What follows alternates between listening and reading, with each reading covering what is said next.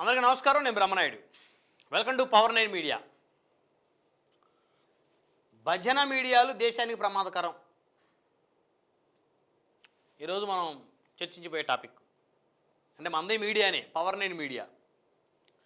అయితే ఎవరికి భజన చేయను, నేను పొరపాటును కూడా చేయను. నాకు ఏ రాజకీయ పార్టీతో సంబంధం లేదు. ఏ రాజకీయ పార్టీ వల్ల మన పవర్ 9 మీడియా బతకట్ల. సో న్యూట్రల్గానే ప్రతి అంశాన్ని తీసుకెళ్తాం. పబ్లిక్ మాట్లాడుకునేటువంటి వారు వాయిస్ ఇచ్చేటువంటి అవకాశం వరకు ఇస్తాం. ఎవ్వరికీ భజన చేయాల్సిన అవసరం లేదు. ఏ రాజకీయ పార్టీతో మన సంస్థకు సంబంధం లేదు.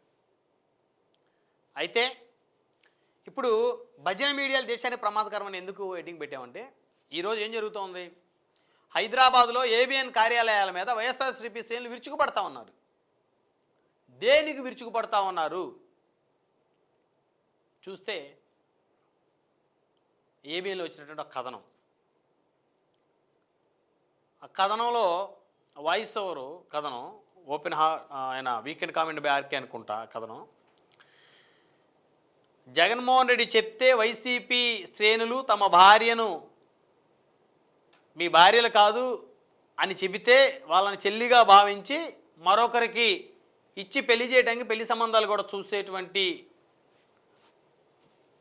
గొర్రెలు అనే విధంగా వాళ్ళు చెప్పారు.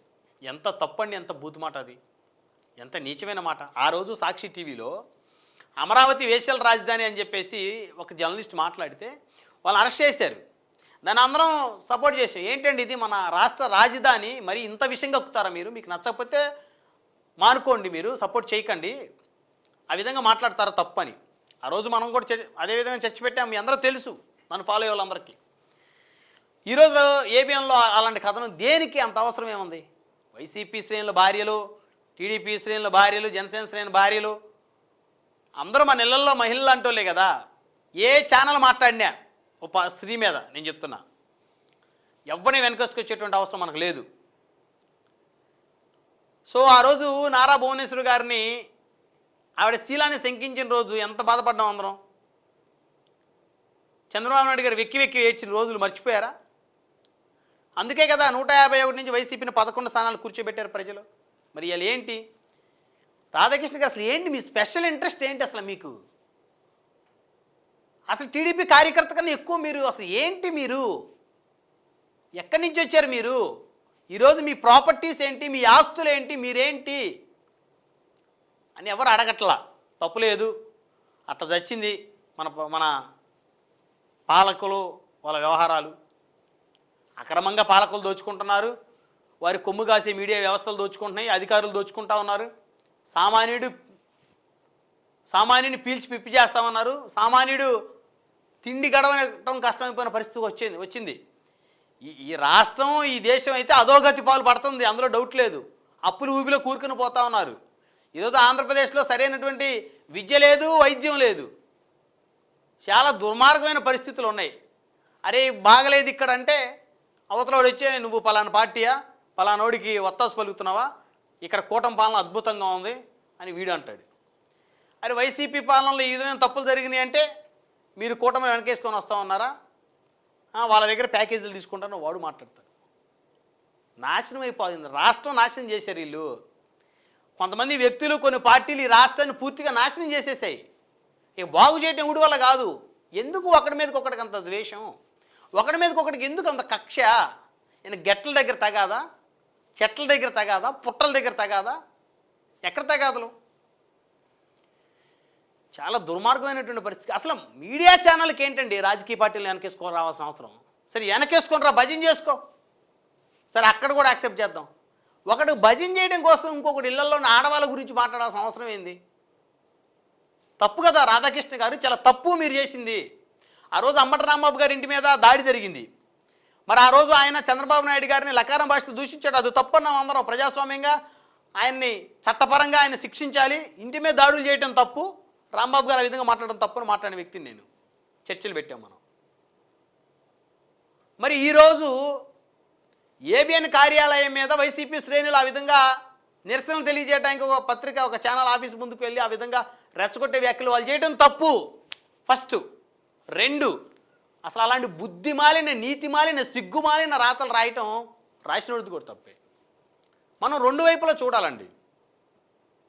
చాలా దుర్మార్గం కదా ఆ విధంగా రాయటం. ఏమొస్తుందండి అలా రాస్తే? సో రాసి అంటే ఇది బహుశా ప్రతి అంశం, ప్రతి ఎపిసోడు ఓనర్కి తెలిసి అయితే జరగదు. ఎందుకంటే నేను కూడా శాటిలైట్ టీవీలో పనిచేస్తాను కాబట్టి నాకు తెలుసు. ప్రతి అంశం ఓనర్కి చెప్పి మేము ఇది చేస్తాను ఎవరు చేయరు. కాబట్టి ప్రతి వ్యవస్థలోనూ కింద స్థాయి ఉద్యోగులు, డెసిషన్ మేకర్స్ ఉంటారు, వాళ్ళు కొన్ని నిర్ణయాలు తీసుకుంటారు. ఆ క్రమంలో జరిగిందేమో బహుశా.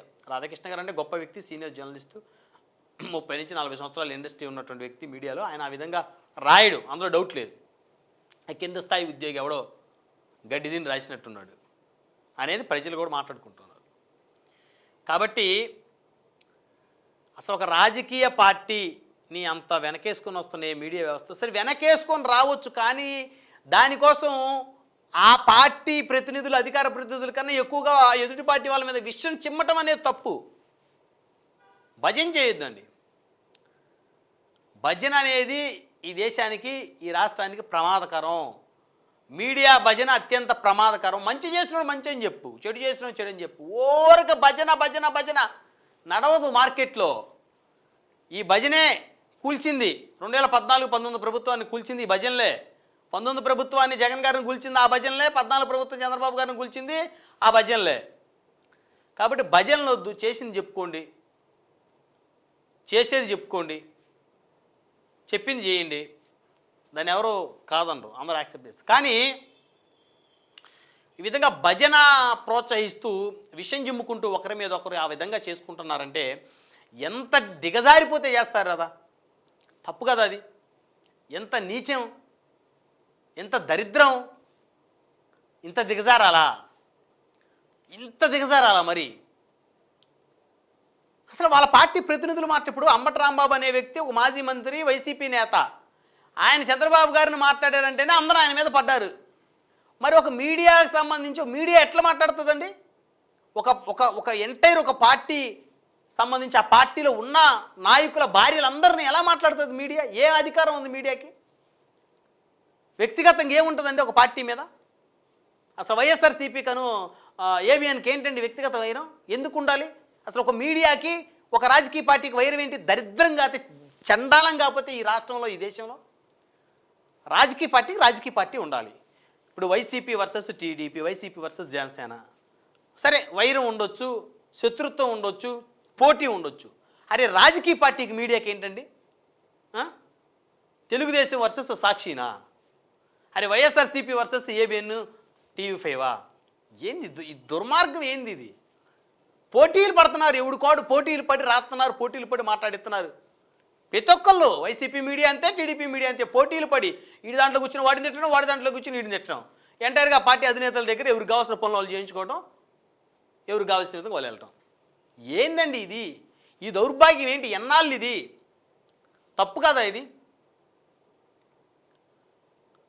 సో కాబట్టి భజన చెయ్యొద్దు, భజన ఆపండి మీడియా వ్యవస్థలు. దయచేసి తప్పుని తప్పుగా ఖండిద్దాం. ఏ పార్టీ వాడైనా సరే, న్యూట్రల్ పీపులే చూడండి.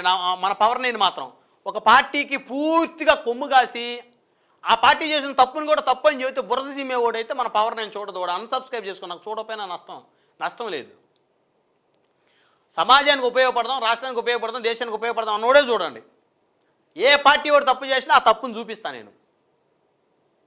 కాబట్టి మీరు నన్ను ఫాలో అవుతా మీ పార్టీ వాళ్ళ తప్పులు నేను చూపిస్తే నన్ను తిట్టుకునే పని అయితే చూడాల్సిన అవసరంలా.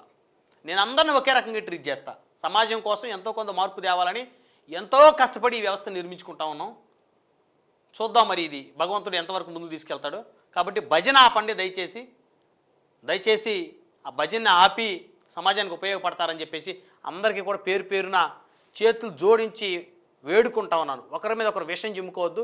ముఖ్యంగా మీడియా వ్యవస్థలు మీరు రాజకీయ పార్టీలతో పోటీ పడి వాళ్ళ మీద విషయం జిమ్మి మీ లాభం కోసం మీరు చేసుకోవద్దు. దయచేసి సమాజాన్ని తప్పుదో పట్టించొద్దండి, విద్వేషాలు రెచ్చగొట్టొద్దండి.